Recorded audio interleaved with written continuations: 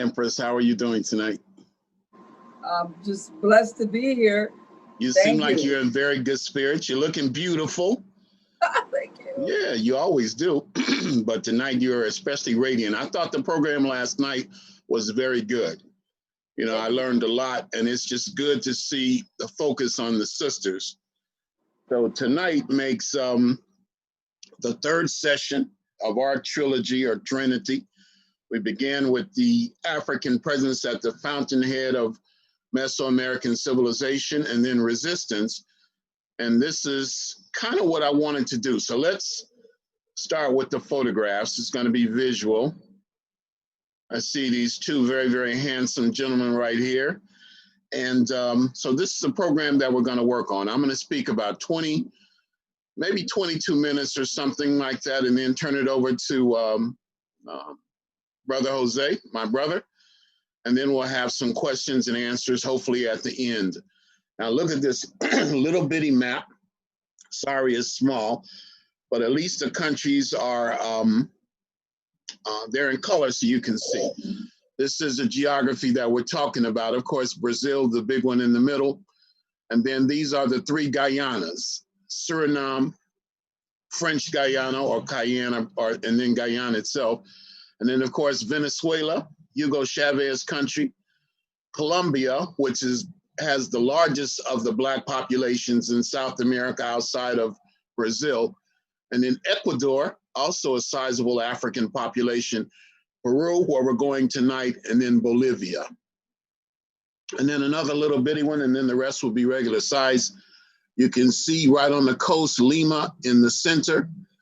And then a city that I went to on my last trip about 1.5 years ago, and that was Trujillo. I had never gone that far north. And then south of Lima is El Carmen. And then there, as I understand it, another African community, Afro-descendants, I think they're called there, down near the border with Chile. And Jose can clarify that. Geographically, Peru is very, very interesting. It has the Andes, of course. It's probably most famous for that, but it also has part of the Amazon, and it has this long coastline. Now, what I want to do is talk about basically two things, maybe a little more than that, perhaps. But I'm going to talk about what probably gets me in trouble the most, because I'm always pushing the envelope, and I'm going to talk about something beyond the realm of what we normally talk about when we talk about the African presence in the Americas. I'm convinced that as long as you talk about African people in terms of dance and music and sports and art and entertainment and probably cuisine, you're on safe ground. But I never want to start with the enslavement period, because that's largely what we're going to focus on tonight. And so I want to be able to show multiple African presences in the Americas, including Peru. This is the one that got me started. This image right here is from a book by a German scholar who became a naturalized Mexican citizen. His name was a white man. His name is Alejandro van Woutenau, and he was a wonderful, wonderful person. And long before it was popular, he collected images of the African in ancient America. And this one is from a civilization at that time called Mochica or Moche. And this really, really excited me. That's a brother right there. That's a Black man, no matter how you cut it. And according to the caption, this is about 600 years into the Common Era. So I wanted to begin to explore who the Moche were and was there an African element in there. So that's how I'm going to begin.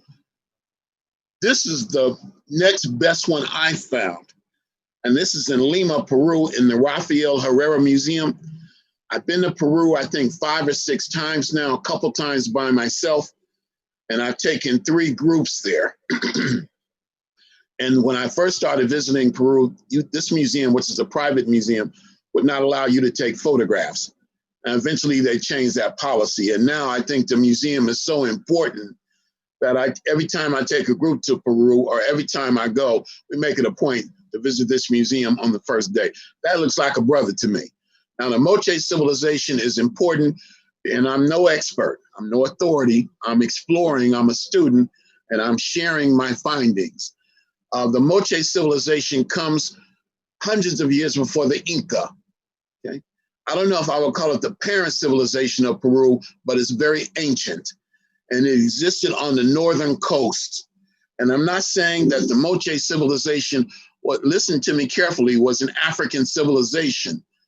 I'm saying that there appears to have been a Black or African element among the Moche.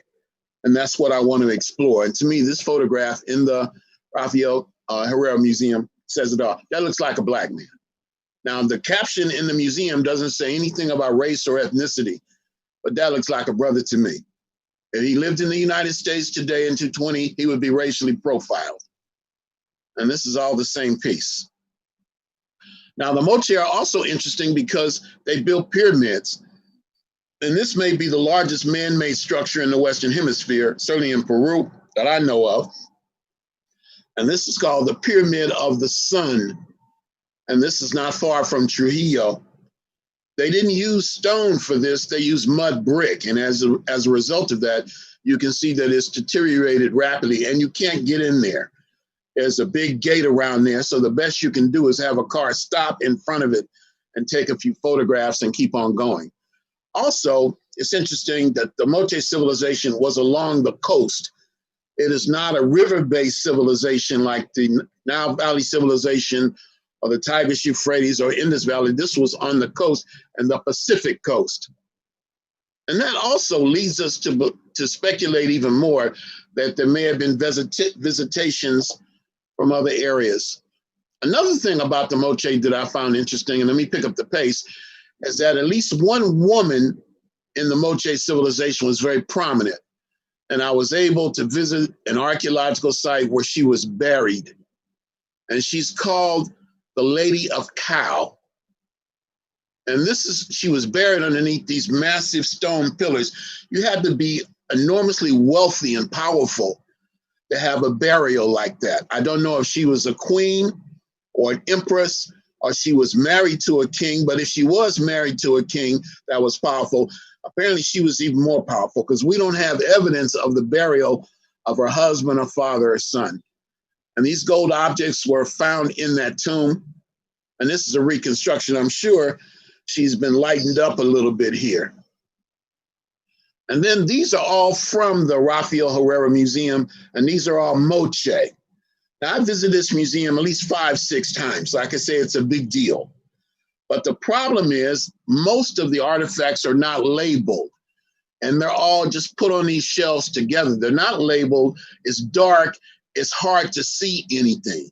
And so for years, I just looked at the first pieces that I saw. But on the last trip, I think I went to the museum 2 or 3 times on the last trip I was there. I actually went inside the interior and found some other pieces. Now you look at these and tell me what you think. These remind me of the canopic jars that we find in Kemet in ancient Egypt. And then this one is called cut lip. This is actually in a museum in Boston, and it's called that because there's a mark on his lip. I don't know if that was actually how he looked, or that was something or it was damaged. And you tell me if you think these are Black folk. This is a warrior. You can see the little shield and the club. Another one, this is in the Museum of the Americas in Madrid. Look at this one. Now again, there's no caption or it doesn't say anything about ethnicity. So we're exploring here, but many of them are painted Black. Not all of them, perhaps not even the majority, but many of them, apparently some of the more prominent ones are painted Black. If the Blackness is not ethnic, because it's not always ethnic, if the Blackness is symbolic, what would it symbolize?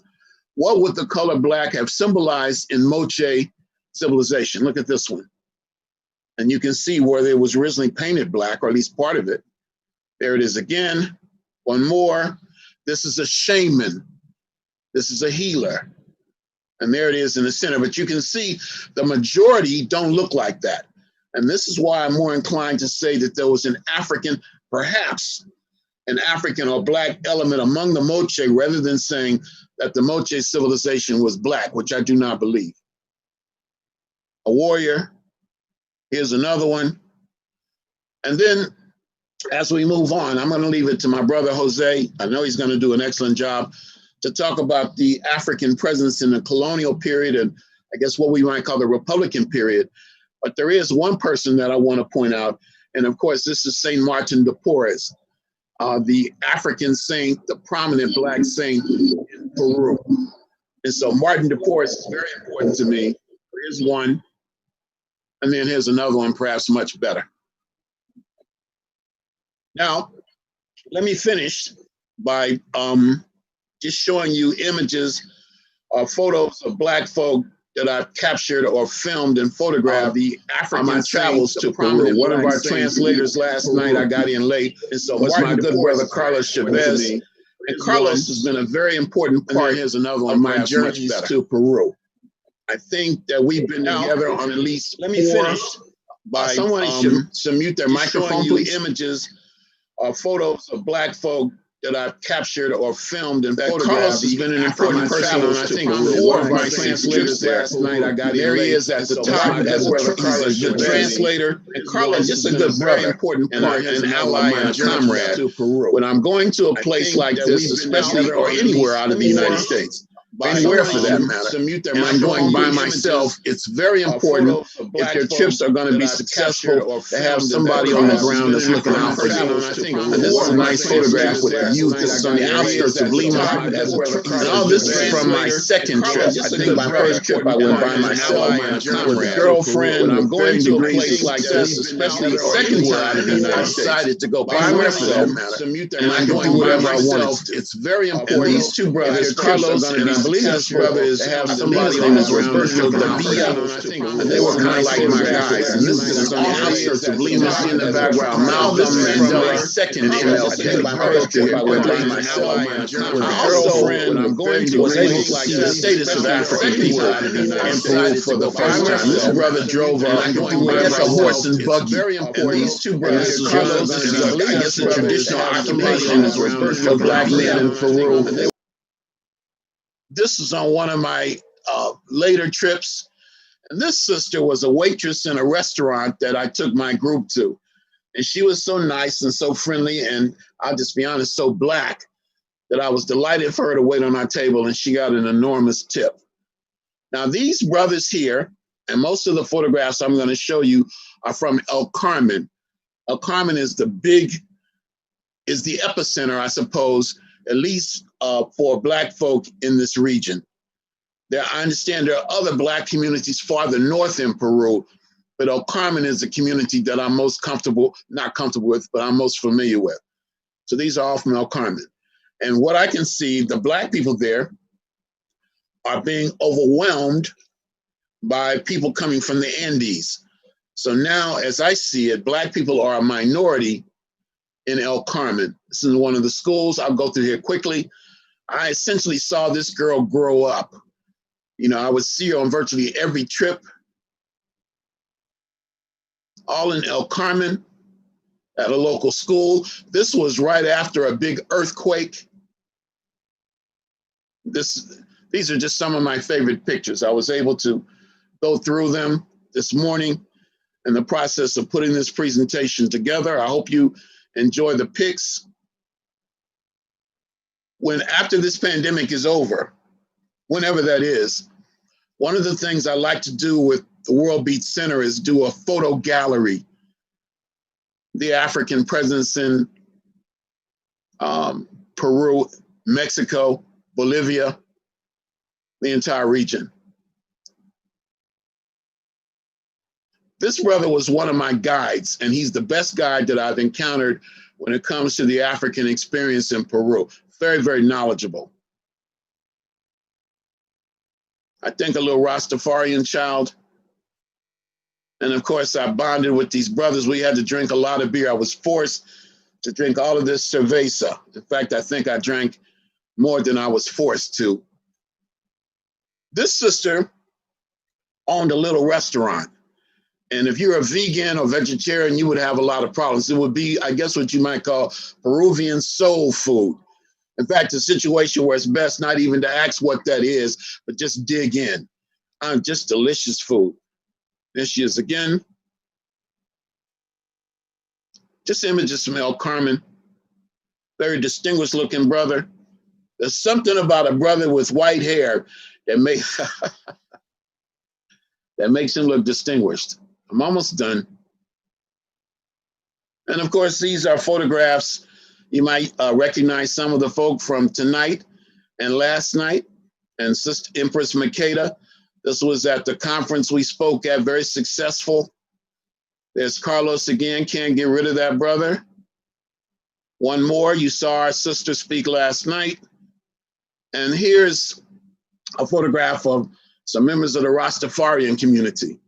I have found Rastafarian communities in Mexico, in Peru, in Chile.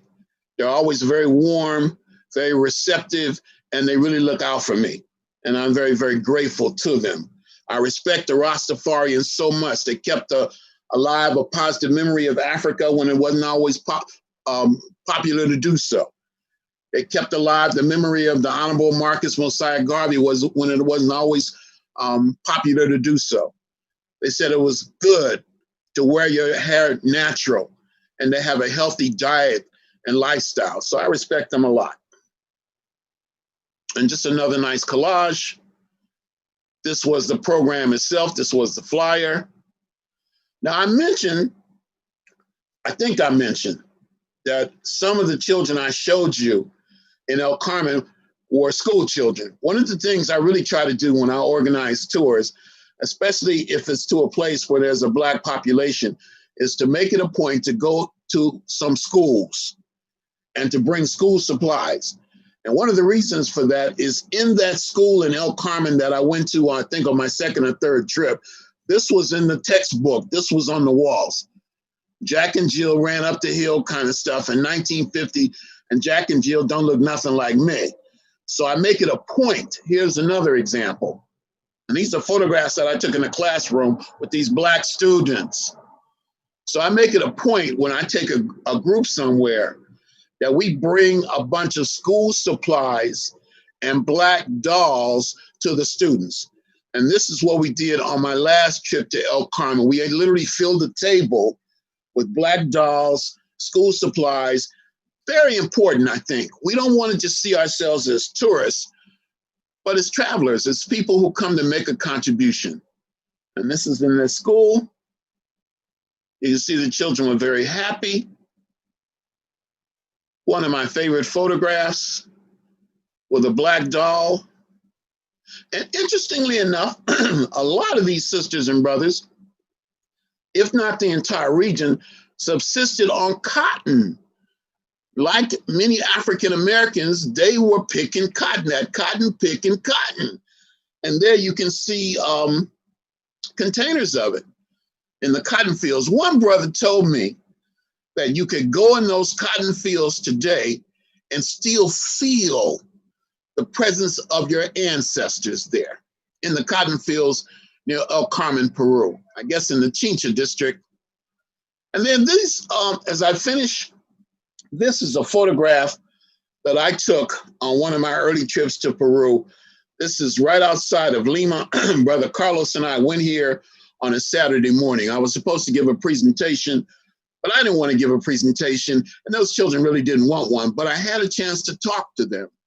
And I just talked to them and asked them, what is it like to be Afro-Peruvian?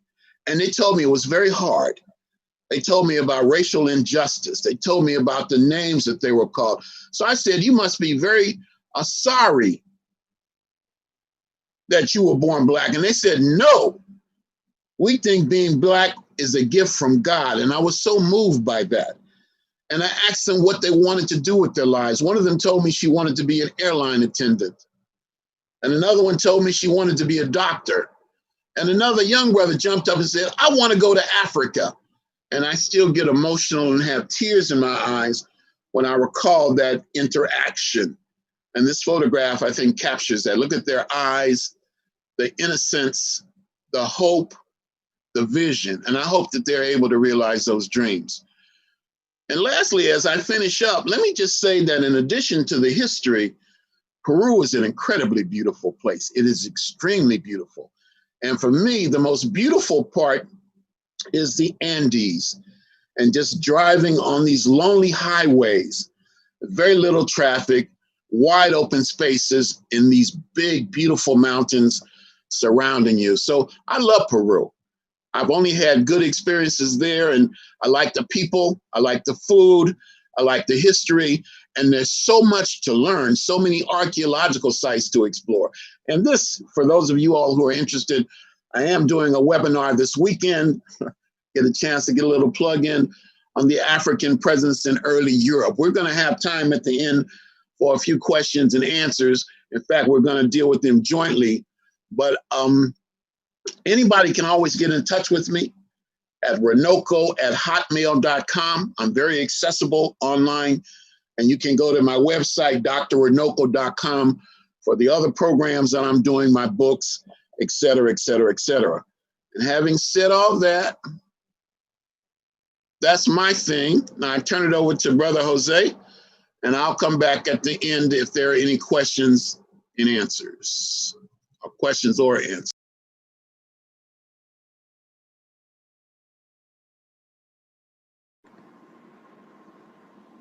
Brother Jose Miguel, and he is an anthropologist, professor at a Catholic university in Peru. I just want to thank Brother Runoko. He is incredible, and I really love it because he amazes me every time, you know, so I really love being in Peru with him. So we learned a lot, and we want you to travel with him and also go to his website. So we're gonna bring in Brother Jose Miguel Vidal. Thank you. Thank you, Mama. Good evening. Greetings in the name of His Imperial Majesty and Empress Menem I, Balance of Creation. I want to thank the WorldBeat Center for the invitation, especially to Empress Makeda Wheaton. I'm flattered, and I'm honored to share for the second time with Dr. Runoko Rashidi a panel. Thank you, Professor, for this wonderful insight about the ancient Moches, and especially for that love you have to Peru and our people. Really, I'm very, very grateful. So I'm going to speak about the African presence on the lands of Peru, since what we know as the African diaspora. I'm going to show some pictures now. Let me share this with you.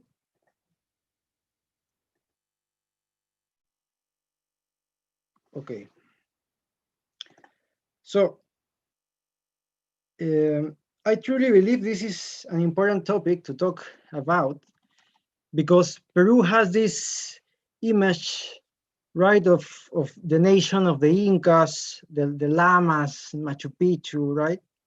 And this is true. And they were more than, I believe, 10 great civilizations as the Inca in what is now Peruvian soil. Dr. Runoko actually spoke about one of them. But it is also true that despite Peru have not had the enormous number of enslaved people from Africa as Brazil, the Caribbean, and the US, we did have a vibrant and important presence of Africans on the shoulders of whom some of the colonial richness, some cities, infrastructure, and the very identity of the nation was built.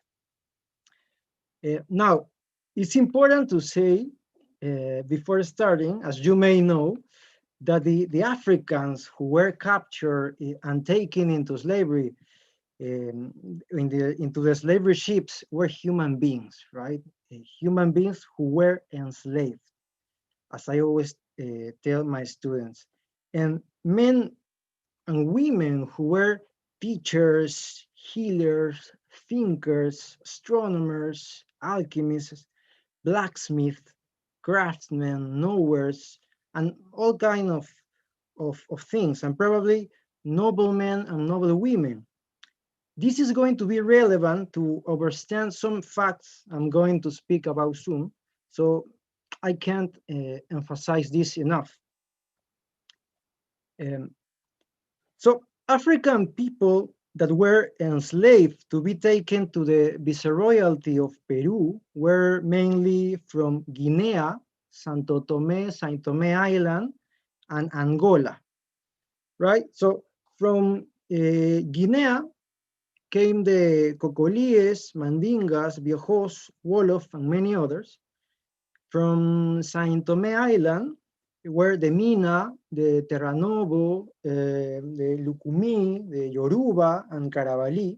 And from the Bantu people were the Biafras, Luandas, and also the Congos. Simultaneously, the Spanish Empire were trading different products, right? That they turn into commodities, but simultaneously this fluctuation of commodities, no, a variety of cultural practices were also traveling within the so-called triangle between Africa, America, and Europe. It is very difficult to be accurate in the calculations of how many Africans in enslavement condition were brought to the lands of the Viceroyalty of Peru. But it's estimated that from the 11 or 14 million that were taken to what is today Latin America, we can talk about 3 million of Africans brought to Peru. And this is only from the official documents of the colonial administration, because of the record, right? We really don't know the real numbers.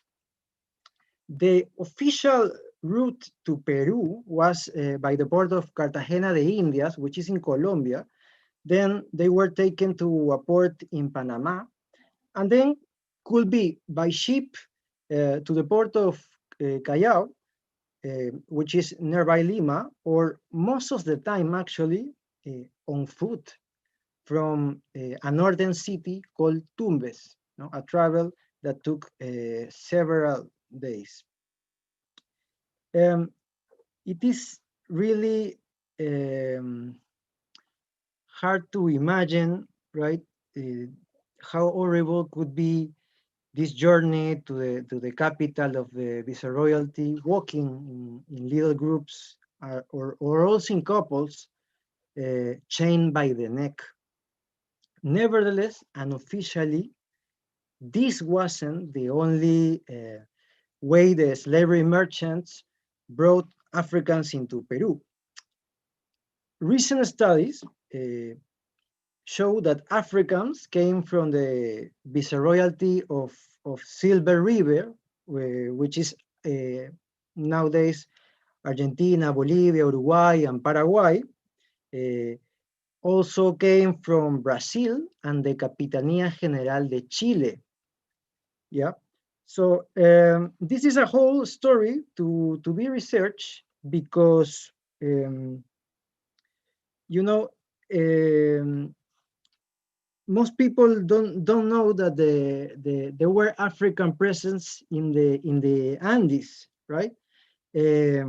We know very few about the connections about the Andes and all these Africans who stayed working by force and living and resisting in the Andes region.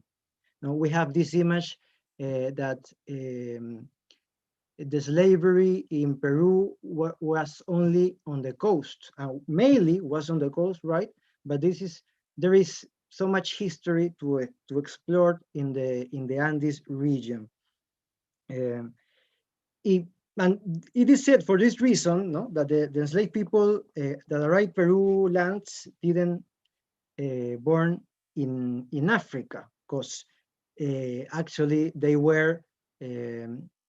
have already contact with the Spanish and Portuguese in these other colonials before they entered to the Viceroyalty of Peru, right? That idea is not entirely true because we do know about the rivalry between the so-called negros criollos, black men and women born in American lands, and the so-called negros bozales, which were black men and women born in the African continent. No? There was a rivalry between negros criollos and negros bozales. What is true is that this division, this form to take enslaved people in little groups and from different places broke or at least make very hard any chance to form alliances and preserve as a whole spiritual traditions and knowledge from Africa, you know, and also languages. Now, once in Lima, those who survive and got recovered from the diseases suffered in such a journey were sold mainly for work in houses. Therefore, we can say that slavery in Lima, as in many cities in the coast, was urban and domestic. Well, we'll be like this until the late 18th century.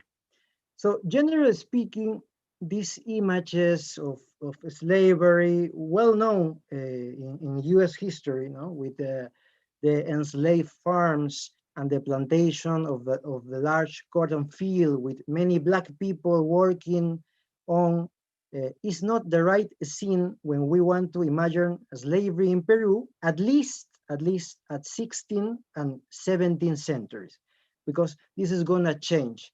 The Viceroyalty of Peru will enter the plantation economy late in history, and this is crucial to understand the situation of Black people in Peru nowadays. No? As Dr. Runoko noticed, one of the reasons of the cotton plantations on El Carmen, for example, right? This late entering in the plantation economy. So in big cities like Lima, noblemen's houses had more or less two enslaved Africans or Afro-descendants, and the more wealthy families or wealthy houses could reach maybe 10, right?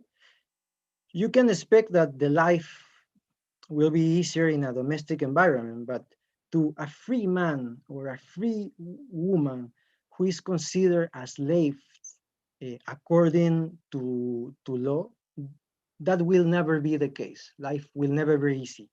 This proximity actually will cause many sexual assaults and rapes of the master to the enslaved woman who lives in the house and clean it, take care of the children, in many cases, breastfeed them, do the laundry, etc. This is one of the reasons that the racial mix between Black people and white criollos. White criollos is the name given to the white men born in American soil. So this racial mix were quickly happening despite the efforts to stop it done by the colonial authorities. In the other hand, mainly in Lima, Black people in enslaved conditions could work as jornaleros. That was the name, jornaleros. No, we can see that in the images I'm sharing with you. It means that they doesn't live under the master supervision, but must pay a jornal, a salary, for the money earned in the day. That's the reason why many travelers who visit Lima says that the city of Lima was a city of Black people, right? Many travelers said that, because one could see during the day many Black men and women offering their services or selling all kinds of foods, flowers, water, candles, etc. This impression has its historic reality because by the end of the 18th century, almost half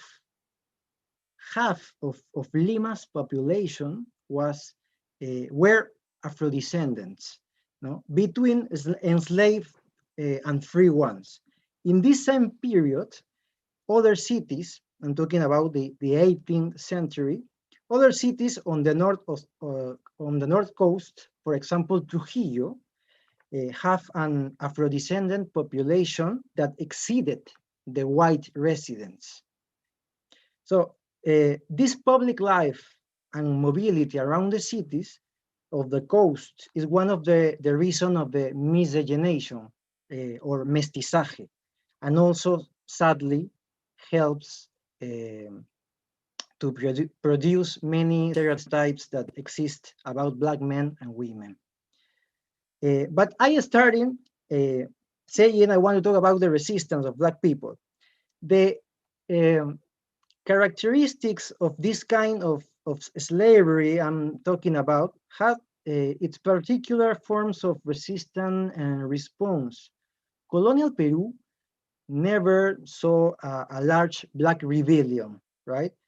Also, many Black men fought in some of the biggest indigenous rebellions. So the responses to oppression were of other kind. There were three forms of resistance that we could name in order of its revolutionary impact on the colonial reality. First, they were forms of responses that tried to negotiate some privilege in the social order. Secondly, they were subtle forms to boycott profits and reach some wealth. At least there were radical strategies as the escape and the formation of maroon communities. On the responses to try to deal with the system, we should name the litigant women, right? The archives shows that many enslaved Black women tried to defend themselves before the courts. Although they didn't read or write, these women managed to make cases against their masters, right? Claiming that the masters brutalized her or forced her to work in terrible conditions, committed sexual harassment against her, or not letting her to go to the church on Sundays, which, by the way, was an opportunity to go out and visit friends, maybe a boyfriend, and her family. They tried to obtain her freedom or the freedom of her children or maybe her husband, or at least they attempt to be sailed to a more merciful master. Many of the trials didn't go well for these very brave women, but beyond this, they really managed to earn the large amount of money to free some member of her family. And this intense struggle of the women on getting free and the law by which Black children born from a free women were free men, right? This as a whole encouraged Black families to first obtain the freedom of their female members, right? So the chase was, or the expectative was to free first the woman. I will say that another form of resistance was the religious syncretism. This is very polemic because from some perspective, the religious practices among Black people on colonial Peru means the defeat, you know, against the white culture and religion. From other perspectives, the expressions of spirituality as the Lord of the miracles, El Señor de los Milagros, you know, you can see that in this illustration, and Santa Iphigenia, which the story says was an Ethiopian princess, where, well, from this perspective, these practices, these spiritual manifestations, were ways Black people had to take some space in society and cultural and spiritual life in colonial era, right, in the Viceroyalty of Peru. In the second form of resistance, Black people use a variety of strategies, from refuse to work, or work slowly, or work inefficiently, to practice sorts of medicine that were banned, or seen as dangerous from the perspective of the authorities. In fact, medicine and surgery was a field that Black people got into very enthusiastically, in a time when white criollos considered to be a surgeon a low prestige job, right? Like a job for Black people. And a time when the Western medicine was very undeveloped. In the beginning of the colonial era, Black men and women work as healers, not only in Black or indigenous communities, but for members of the white elite also. Their mix of indigenous, African, and European practices, right, include herbs, rituals, and Christian praises. This was, of course, very frowned upon the Catholic Church, which chased, prosecute, and punished many of them in the court of the Inquisition.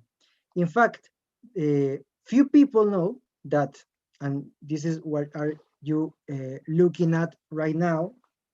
Dr. Runoko also showed this. Few people know that the Catholic saint San Martin de Porres, a Black friar who is maybe the most famous Black figure of all times in Peru, had a reputation of an extraordinary healer, and cures many diseases, combining practices, different practices. No, he combines praises to the Virgin and to the Lord while he was attending to his patients with all kinds of herbs, shells, rinds, and potions. By time, some Black doctors managed to study medicine formally, despite the ban, and some of them were remarkable and honored doctors at the end of the colonial era and the beginnings of the Republic. For example, José de Larrinaga and Juan Manuel Valdés.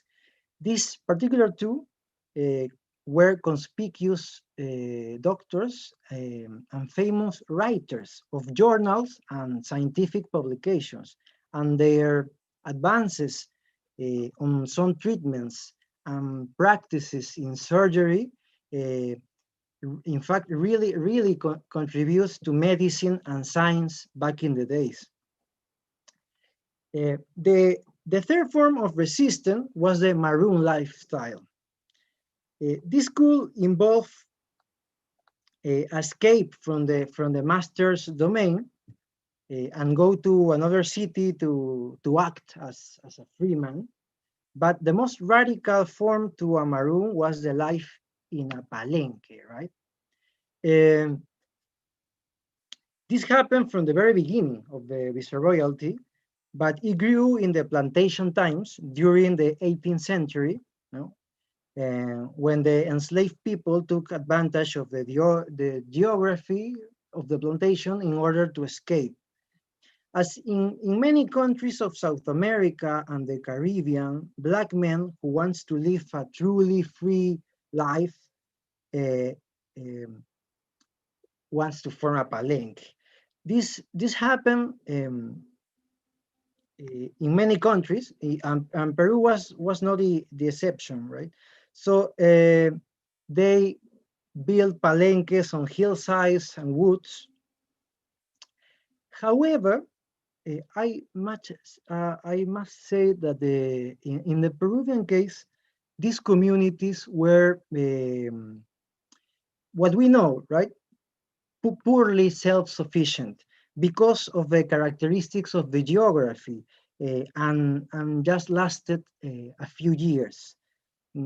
I am showing you some of the best documented palenques in Peru. But in the best times of the palenques, these palenques achieves a complex organization. Many of them had a mayor, a captain, and some even had their own king or queen. Some of them could have an internal economy and their own spiritual practices, which we don't know almost nothing about, right? Yeah, so between the 16th and 18th centuries, palenques along the coast of the colonial territories were truly revolutionary forms, right, of existence and identity outside the system and the laws. This was between the 16th and the 17th century. Was really a very risky lifestyle alternative that motivated actually some indigenous leaders to do alliances with the Maroons. No? For example, Tupac Amaru, José Santos Atahualpas, no? Famous leaders of indigenous revolts and rebellions, right? Nevertheless, by the 19th century, this change, right? Palenques, but by that time, the 19th century, we're seeing no more as an alternative lifestyle of African roots, and turned into band of bandits who robbed even indigenous and other Black people. Now, from decades, these bands that attacks outside the cities and massively abandoned the plantations were undermining, the slavery system. No? So slavery, the abolition of slavery, we must see as a result of the actions of these palenqueros, these Maroons along history, and which most Peruvians don't know about the existence of these palenques, and neither that the armies that fought for the independence of the country, the so-called liberation expeditions led by the generals José de San Martín and Simón Bolívar, were mostly composed by Black men who were promised freedom. As you can imagine, freedom was a dream that came true very late and with so much effort. So I tried in these minutes to share with you some information and some insights about the history of the presence of African and Afro-descendants in colonial Peru and the Republican era, and I hope you enjoy it. Thank you very much.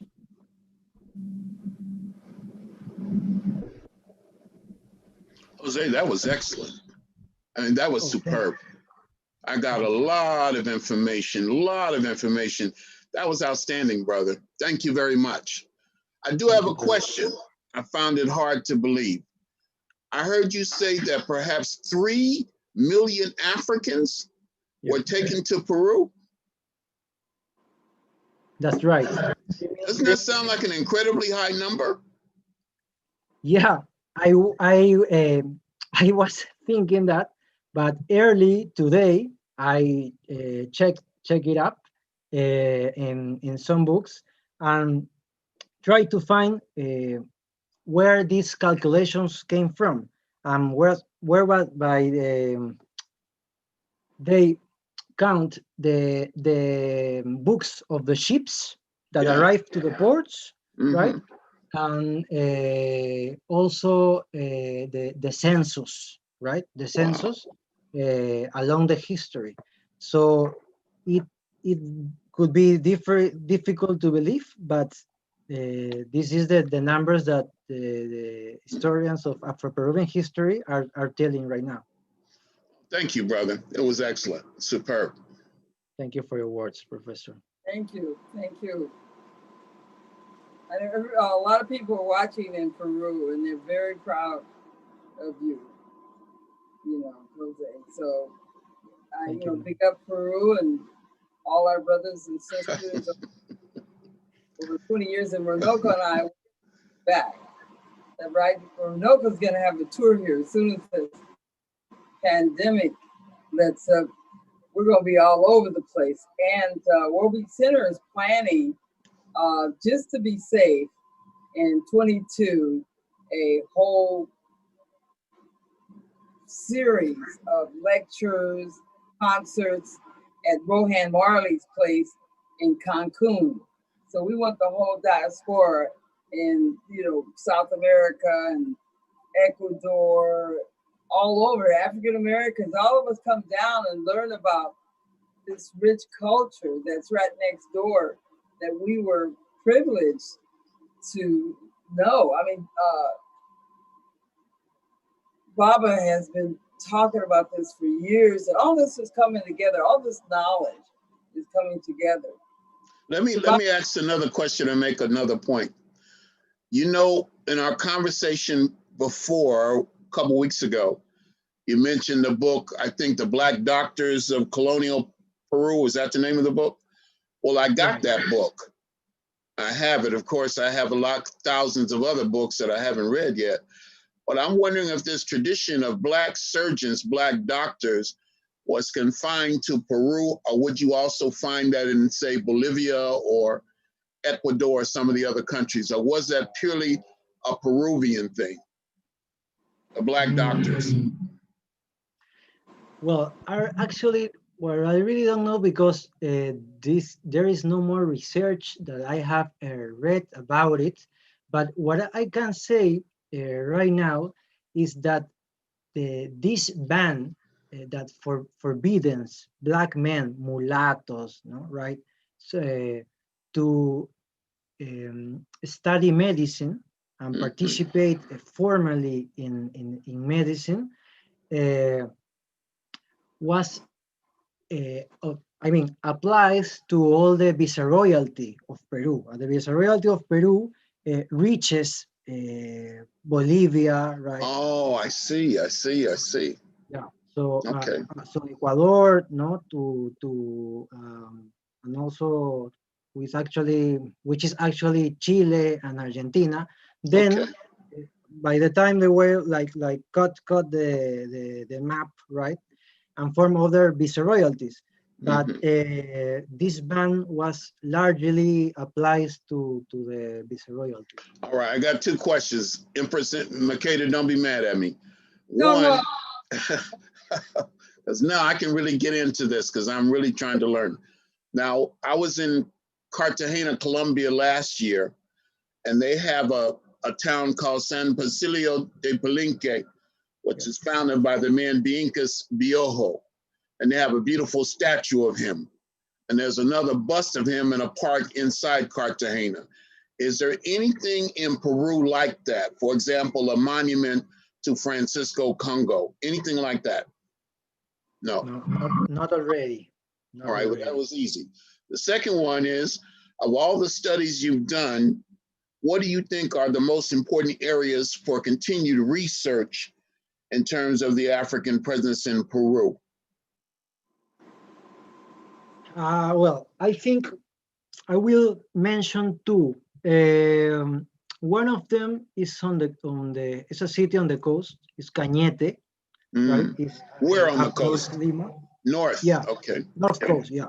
Okay. Up North Lima, where archaeologists are finding really interesting artifacts. Really interesting artifacts that they don't really know, and they think they are not manufactured here. No, so they, for example, this is a confident thing. They found an axe, right? An axe, which they have never seen something like that in any culture here. So why I'm telling this? Because there are connections, even directly, maybe with some parts of Africa during the colonial time, right, that we really don't know, because this was this route from the Atlantic from Brazil, to Bolivia, and then enter to Peru. So, of the record, we don't know many things. And on the other side, the other place I think is important to start searching and researching about is Cusco. Some scholar once told me that there are many probabilities that there was a Palenque also in Cusco. So that will be interesting to research. I haven't read anything about that. Thank you, brother. Mm. All right, Empress Makeda, you can have him back. Your turn. Thank you, Baba. Jose, isn't it great to be with Runoko? You remember when I first started doing these and how nervous and uptight I was? Now I feel like I'm actually having fun. I've made so many mistakes, but now I'm so comfortable with this, and I'm comfortable being in your presence, and I thrive on knowledge, and I thrive on learning, and I learned so much tonight. So this was very, very, very rich. And just thank you for allowing me to participate, Empress. We both was tested at the same time, and then you're gone. You just smooth right into it, And when I was talking to you, you said, "Well, what am I to do?" And I said, "Just do Zoom." And you go, "I don't know how to do Zoom." And I see you all over the place. I go, "You'll learn it." No, so I get more comfortable with it every time, and not just Zoom, but StreamYard and the WebEx and Google Meet and all of that, because it looks like this is the way it's going to be for a while, Brother Jose. When this pandemic first hit, I thought a month, 2 months, but it looks like this is going to be the way it is for a while. And so we have to learn to deal with the technology, because we're not going to stop doing what we're doing. No. Yeah. That's why we said 2022 for our big conference, which I'm looking forward to in Cancun. And so we don't have to worry about our brothers and sisters' visas, for Mexico. Easy. So, it's going to be here for a long time. Jose, when I was in last time in Peru, I was in a marketplace, and then there was a woman, where you get everything from Cusco to the Andes. And there was a Black woman, blacker than me, but she had straight hair. But she was a Black woman, and someone said they don't consider themselves Afro-Peruvians. It kind of messed up the census. Who are these really dark people in the Andes again, with straight hair? Straight, no kink. Mm-hmm. Who are they? Well, I don't know if I can answer the question, but I have this same observations as you, Mama, and and well, I live here my whole life. you know. So when I reach this Black awareness, or this journey of Black conscious, I realized that were a lot of dark-skinned people um, that maybe not only doesn't or don't recognize as Afro-Peruvians, that they actually are from the Amazon or from the Andes, right? And apparently they have or not claim to have African ancestry, but they dark skin. So this is a thing that I think nobody speaks about, and that is one of the important things that the Dr. Runoko's presentation also leaves to me, right? That there is a whole history of Black, not just ethnically speaking, but there are other Black elements in culture, right? That we are just learning and just starting to know. So, do you see racism in Peru changing? I know 20 years ago or more when I went, some of my friends, Chayo, Carlos, they couldn't come in the hotel room. They weren't allowed. And then I was with some progressive Peruvians, and they didn't, you know, it was a reggae concert. I had brought Burning Spear over to the Maria Angola, the concert hall, the theater, and I had to let some of my friends in the back door because they didn't want to put them on the guest list, and it was confusing because it was just it's classism. I never we see racism, but you have classism and racism. Yeah, that's right. That's that. There is a very tight relation here between classism and racism.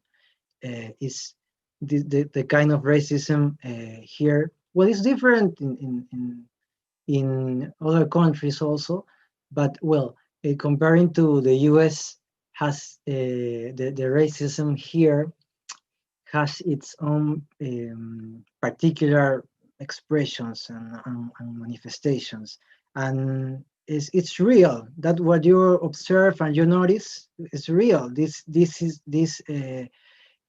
interrelation between classism and racism.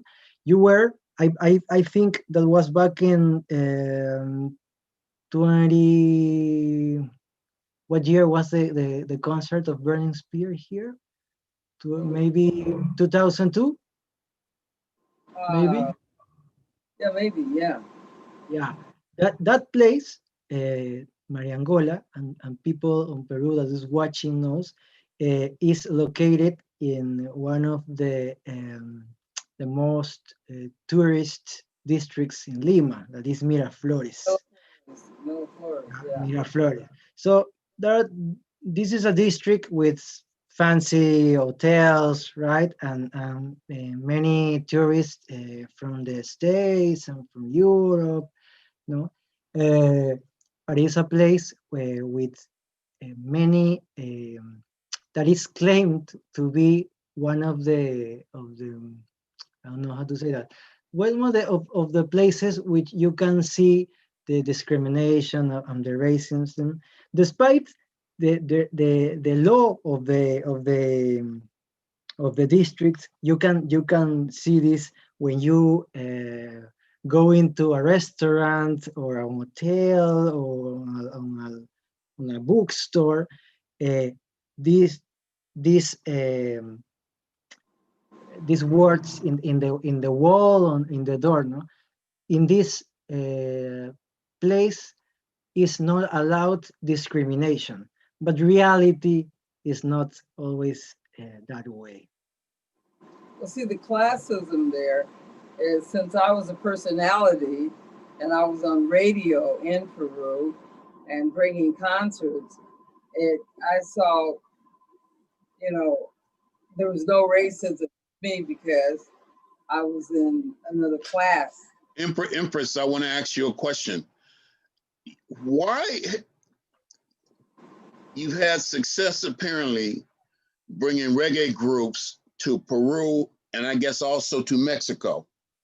Why were you drawn to these areas in respect to reggae? Well, these youth, like you said, reggae is all over the world. And they were serious. When they study reggae, they know the culture and they study the culture. And I was interested because there were Africans, there were Blacks in these regions.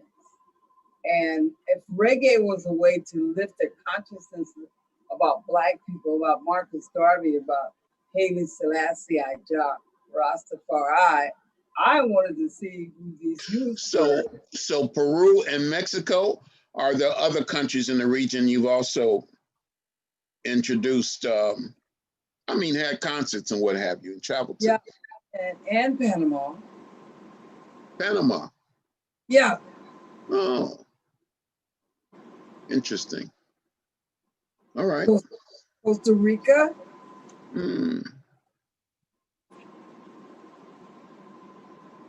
All right. Well, have we covered everything tonight? I think so. Yeah. I think so too. All right, brother, do you have any questions? No, I have a lot of things to think tonight. Okay. All right. Yeah. Very Thank good. you very much. Thank you. Empress Makeda, anything else? Also, I was going to say Brazil. Oh. Very big. And we always, that's the first place.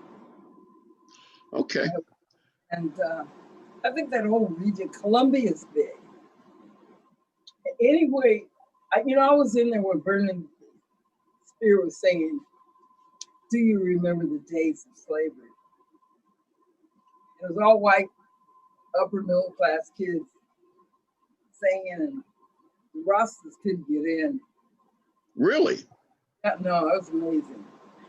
It was amazing. That happened at Mariangola, right? Yeah. Remember that? Yeah, I was there. I was a child, but I was at school, but I was there with the audience, and I remember was very hard to I don't know, to collect that money for a concert. Well, how did you hear about it, Jose? You said you were a child. How would you know about Burning Spear and this reggae concert? There was a movement in Latin America in that days, not necessarily a Black movement. It was a movement that flows from Chile and flows from Panama, from the north and from the south, and there was this movement of reggae. So okay. Many of us has this sympathy with the music, with the lyrics, but a few of us start learning about African culture when we started to listen to Marley and Burning Spear, right, and then Midnight. So, but it is true that is surprisingly, but it's a phenomenon that also Bob Marley saw in his concerts. Many white people and that have the wealth to enter and pay for a concert, that because it's in dollars, to the change is not that easy to go, right? I let everybody in the back door. I was on radio. I was on radio in Peru for a while. Radio WNUF, right? So I had a reggae show. And when I came, they sent for me. They said, Makeda, you gotta come. You're getting so popular. You know? They had me come, and I couldn't believe it. It was thousands of people just to see me on stage playing music. It was amazing. And but I know, you know, had Pablo, my godson, was there, and they wouldn't let, you know, none of his friends and little Rastas in. And then they were waiting for me as I was going to the club, and we were driving in. Makeda, and they're all running. And my guest said, don't look, Makeda, don't look. And these are people like you would think would be cool, but it was, you know, we're going to the Great Concert. Later on, I brought Midnight to Peru, and I didn't want anybody to know that I was there. And the curtains opened, and you know, and then you know, I'm on stage. I hadn't been home in Peru for so long, and the whole house, you know, went down. And so I started bringing real strong. When I brought Midnight in, it was all. They started Rastafari. You know, they've been denied bingies. These guys are pure Rastafarians. They're no joke with Peru and Chile, Panama. You know, Mexico and South America is really serious, and mostly Peru, Chile, Costa Rica, Panama, very serious. Rastafari. Okay. All right. No, because I surprised you. We went into Barranca. The door is open. I can't wait to see your face. You know, you're gonna go back to the hotel. I had a great time there. I had a great time. Peru is rich in terms of culture and heritage, and so I've had a good time tonight. You know, I really learned a lot from both of you. I appreciate the vibe, and you know, we got to figure out what we're going to do next. We can't let this be the last one. No. Yeah. And where can we get in touch with you again, Baba? Your website. Next time I'll have it. Oh. I had forgotten I was doing an interview. I was just thinking it. My website is drrunoko.com, drrunoko.com, or you can email me at runoko@hotmail.com. Mm-hmm.